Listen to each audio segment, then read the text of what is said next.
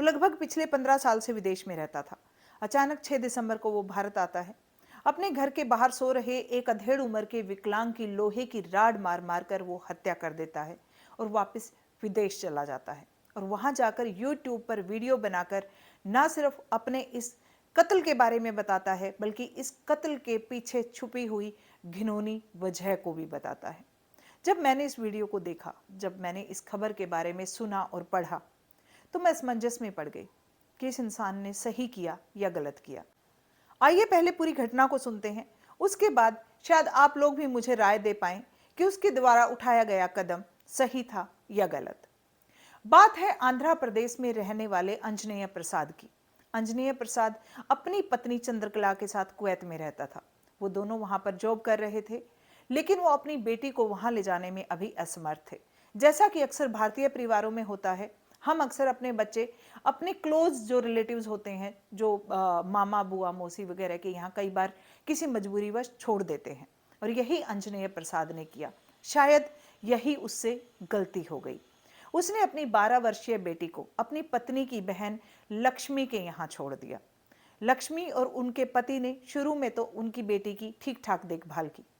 फिर अचानक एक दिन उनके पास कॉल जाता है कि आकर अपनी बेटी को वापस ले जाइए, हम इसकी देखरेख करने में असमर्थ हैं। चंद्रकला एकदम से भारत आती है। अपनी बेटी के बारे में ऐसा सुनकर उसे परेशानी होती है। वो तुरंत भारत आती है और आकर अपनी बेटी से मिलती है। चंद्रकला के भारत आने के बाद जब उसकी 12 वर्षीय बेटी अपनी माँ को देखती है, तो अपनी माँ से लिपटकर वो फूट फूट कर रोने लग जाती है। चंद्रकला को कुछ अनहोनी की आशंका होती है। वो अपनी बेटी को समझाती है, बुझाती है, उसे दुलारती है, उसे चुप करवाती है और आराम से उसे पूछती है कि हुआ क्या है। उसके बाद वो 12 वर्षीय छोटी सी बच्ची अपनी माँ को जो दास्तान बताती है, जो घटना बताती है उसके साथ घटी है, उसे सुनकर उसकी माँ चंद्रकला के होश फाख्ता हो जाते हैं। उसकी सांस ऊपर की ऊपर और नीचे की नीचे रह जाती है। वो बच्ची अपनी माँ को बताती है कि उसकी मौसी का ससुर पी अंजनेयुलु, जो लगभग 59 ईयर्स ओल्ड है, वो उस बच्ची के साथ यौन शोषण करता था। एक दिन वो राक्षस, वो पी अंजनेयुलु, जब उस बच्ची का यौन शोषण कर रहा था, तो वो बच्ची इतनी तेज से चिल्लाई कि उसकी मौसी लक्ष्मी को उसकी आवाज सुनाई दे गई। उसकी मौसी लक्ष्मी दौड़कर वहां जाती है, अपने ससुर को धमकाती है और उस बच्ची को वहां से लेकर आ जाती है। लेकिन वो उस बच्ची को कहती है कि इस घटना के बारे में किसी को ना बताए। और उसके बाद धीरे धीरे कुछ दिनों तक उस बच्ची की हालत जब बिगड़ने लगती है, वो नाखुश रहती है, तो वो अपनी बहन चंद्रकला को कॉल करके कहती है कि अपनी बेटी को वापस ले जाओ। जैसे ही चंद्रकला को इस घटना के बारे में पता चला, उसने तुरंत अपने पति अंजनेय प्रसाद को कॉल किया। अंजनेय प्रसाद ने जैसे ही ये घटना सुनी, उसके भी पैरों तले से जमीन खिसक गई। थोड़ी देर में होश संभालने के बाद उसने अपनी पत्नी को कहा कि तुरंत अभी पुलिस स्टेशन जाओ और जाकर इस घटना की रपट लिखाओ। चंद्रकला तुरंत अपनी बेटी को लेकर पुलिस स्टेशन जाती है और वहां जाकर रिपोर्ट लिखवाने की कोशिश करती है, लेकिन पुलिस उनकी रिपोर्ट नहीं लिखती। पुलिस अब उसकी बहन लक्ष्मी और उसके ससुराल वालों को बुलाकर समझौता करवाने की कोशिश करती है। वो लक्ष्मी और उसके ससुराल वालों को धमकाते हैं और समझौता करने का दबाव डालते हैं।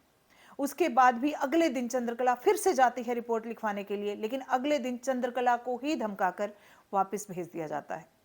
और जब चंद्रकला अंजनेय प्रसाद को पुलिस के द्वारा उनके साथ किए गए दुर्व्यवहार के बारे में जब बताती है, तो अंजनेय प्रसाद एक फैसला लेता है।